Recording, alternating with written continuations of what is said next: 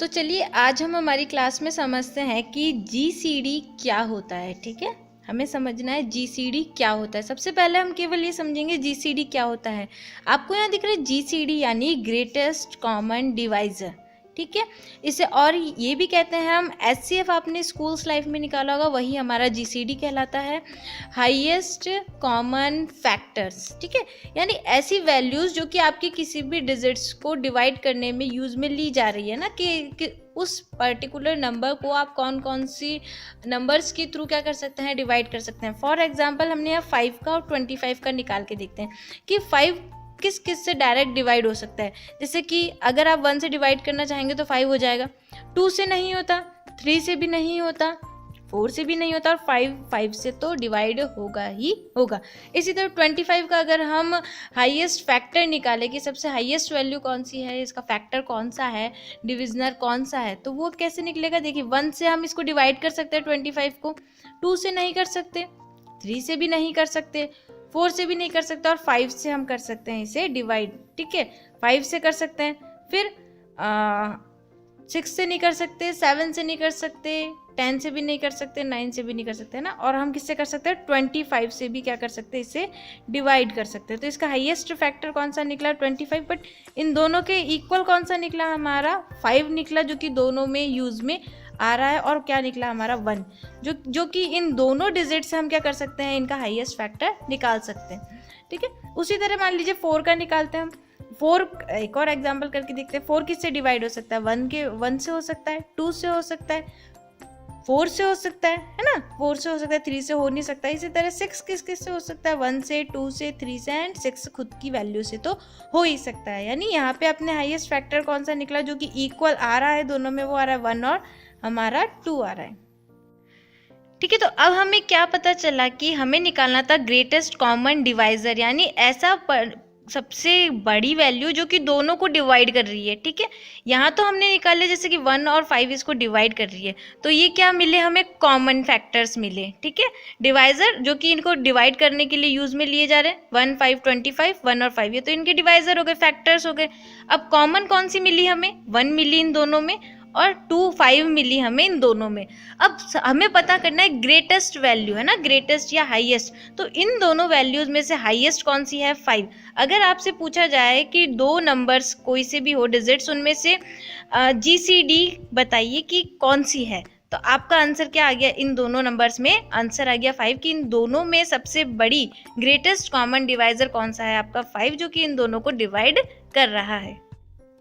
ठीक है, आपको समझ में आया कि हमें जीसीडी पता करनी है, यानी ग्रेटर कॉमन डिवाइजर पता करना है 2 वैल्यूज़ का। ठीक है, हमें प्रॉब्लम समझ में आ रही है कि हमें क्या करना है। तो चलिए अब एक एग्जांपल के थ्रू करके देखते हैं किस तरह हम इसे सॉल्व करने की कोशिश करेंगे। तो देखिए ए में हमने क्या दे दिया, और वेरिएबल्स लिए हैं हमने, और इसमें हमने दे दिया 6। ठीक है, 2 वेरिएबल्स में हमने क्या करी है, वैल्यूज असाइन करी है ना। हमें डिविजर पता करना है, तो सबसे पहले हमारे पास वैल्यूज होनी चाहिए, है ना। हमें ये कैलकुलेट करना है कि सबसे ग्रेटेस्ट कॉमन डिविजर कौन सा है, वो कैलकुलेट करना है। अब हमें प्रोग्राम पता करने के लिए देखिए स्टेप बाय स्टेप, जैसे कि हमने पहले 1 से करके देखा था डिवाइड, फिर 2 से करके देखा था, तब तक डिवाइड करा था जब तक कि हमारा रिमाइंडर 0 आ रहा था, है ना। तो अब यहाँ पे आप जानते हैं हम 1 लेंगे सबसे पहले, है ना, क्योंकि हमें हमारा प्रोग्राम रन करके देखना है कि सबसे कॉमन ग्रेटर डिवाइजर आपका कौन सा आ रहा है ना, तो वो पता करना है, हमने 1 दे दिया। अब हम क्या लगाएंगे, यहाँ पे डिसीजन मेकिंग स्टेटमेंट्स लगाएंगे, ताकि हमें हमारी सबसे ग्रेटेस्ट वैल्यू मिल जाए। हमने यहाँ लगाया वाइल लूप, लगाया है, वाइल का यूज़ करा है, यानी तब तक वर्क करेगा जब तक कि कंडीशन जो भी हमने दी है तब तक हमारी ट्रू हो रही है, फॉल्स होते ही हमारा वर्क नहीं करेगा। अब यहाँ पे हमने कंडीशन दी थी कि लॉजिक आप अपने अकॉर्डिंग जो भी चाहते हैं वो दे सकते हैं, कोई एक लॉजिक नहीं होता किसी भी स्टेटमेंट पर वर्क करने के लिए, काफ़ी सारे लॉजिक्स होते हैं जो कि आपको अपने अकॉर्डिंग लगाने होंगे। तो हमने यहाँ पे दिया I is smaller than and equals to A में कितना दिया गया अभी हमें, देखिए 4 दिया गया है, तो यहाँ पे हमारा लॉजिक ट्रू हो रहा है, या तो ये या फिर ये। आई स्मॉलर देन किससे होना चाहिए, 20 होना चाहिए। तो यहाँ पे देखिए दोनों कंडीशंस में हमारा प्रोग्राम, हमारी कंडीशन क्या हो रही है, ट्रू हो रही है। जैसे ही कंडीशन ट्रू होगी हम सेकंड स्टेटमेंट पे आएंगे कि अगर यहाँ कंडीशन आई वाली ट्रू हो रही है, आई में रखी गई वैल्यू ए और बी दोनों से कम है, तो हम किस में आ गए, हमारे सेकेंड कंडीशन में आ गए।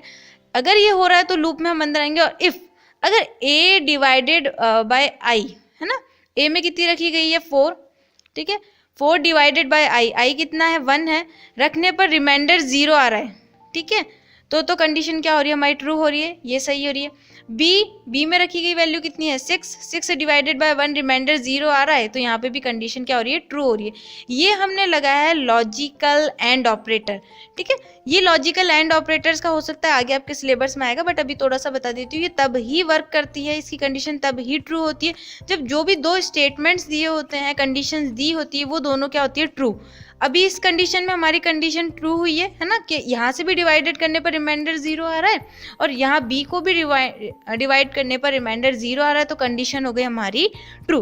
ट्रू होते ही हमने क्या कर दी, जो आई की वैल्यू थी वो किस में असाइन करवा देंगे, जीसीडी में असाइन करवा देंगे। आई की वैल्यू देखिए आपने 1 है, जीसीडी में अभी कुछ भी नहीं है, तो जीसीडी में क्या करवा दी हमने, इसकी वैल्यू असाइन करवा दी 1 करवाने के बाद हम नेक्स्ट 4 स्टेटमेंट पे जाएंगे कि आई की जो वैल्यू है +1 कर दी जाए, ठीक है। तो आई की वैल्यू अभी कितनी थी 1, ये कितनी कर दी हमने 2 कर दी, ये ना रह के अब कितनी हो गई, आई में हमारे पास 2 हो गई, 2 हो गई। हम वाइल में फिर से आए हमारे लूप में, क्या आई की वैल्यू ए से और बी से दोनों से छोटी और इक्वल है, हाँ कंडीशन ट्रू हो रही है यहाँ पे, तो हम किस में आ गए, हमारे नेक्स्ट स्टेटमेंट पे आ गए।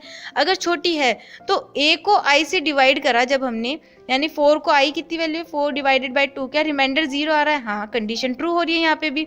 और बी जो कि है हमारा 6 को आई से डिवाइड करने पर क्या रिमाइंडर 0 आ रहा है हमारा, तो ये भी कंडीशन क्या हो रही है, ट्रू हो रही है।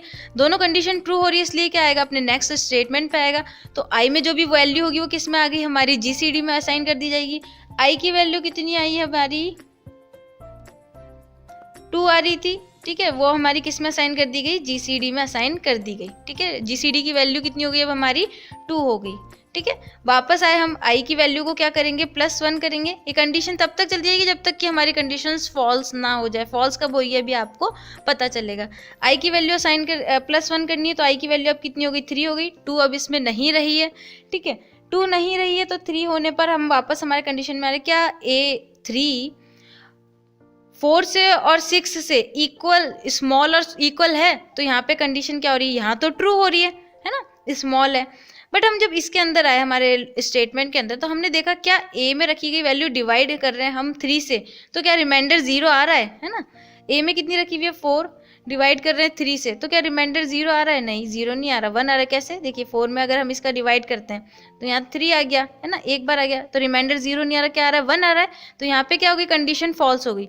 अब एंड ऑपरेटर्स में दोनों कंडीशन ट्रू होती है तभी आगे की स्टेटमेंट को देखा जाता है, अदरवाइज स्टेटमेंट नहीं देखा जाता। तो यहाँ पे क्या कंडीशन हो गई, फॉल्स हो गई। जैसी कंडीशन फॉल्स हुई तो इन्होंने क्या प्रिंट करा दिया, हमारे जीसीडी की वैल्यू।